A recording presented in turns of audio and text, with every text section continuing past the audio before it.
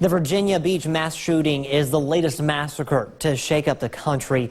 In the response, police used lessons learned from other shootings over the past 20 years. Monday, Columbus Police Chief Fred Shelton explained what you need to know if there's an active shooter in your workplace. Today, he talks about how law enforcement responds and how the 1999 Columbine shooting changed that.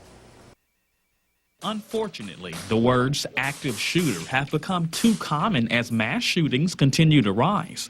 Law enforcement and first responders have had to change their tactics and their training to meet the challenge. Columbus Police Chief Fred Shelton says the 1999 Columbine massacre was the catalyst for that change. We learned this from the Columbine shooting, is that until the police secure the scene and we stop the shooter, emergency services are not going to come. The ambulance, fire department, they're not coming in until we neutralize the threat. And so the sooner we can neutralize that threat, the better we can be to help people. That tragic shooting also developed into something you now see in schools, which also helps law enforcement to better respond. You see they have the room number, okay? Because I'm looking from the outside in. So I need to know if there's a shooting in room 102, like, where's room 102? But again, and that was one of the things that they found out from Columbine, because there were people that died and they bled out because nobody knew where they're at. Chief Shelton says since EMS aren't allowed in until after the threat is cleared, knowing CPR and basic first aid is very important in these instances. With our SRT teams now, we have what we kind of adopted out the military. We have a medic with us. And of course, this person is going through the building with us. He's with us.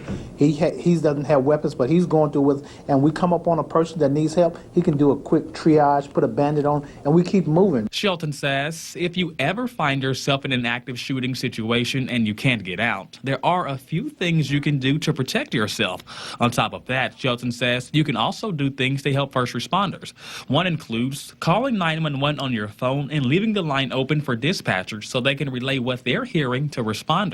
And if you are able to escape, you can still help law enforcement by being a good eyewitness. As emergency responders respond, you can tell us and give us good intel on what's happening. So because again, it's really important that we get the information before we come in, because again, we have to know what I'm dealing with. If I have a guy that has an AK-47 and he's firing off, well, quite naturally, I'm not going to come in there with my handgun.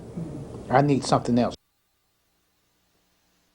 Shelton says it's also important for law enforcement to know the layouts and floor plans of businesses and schools in their areas.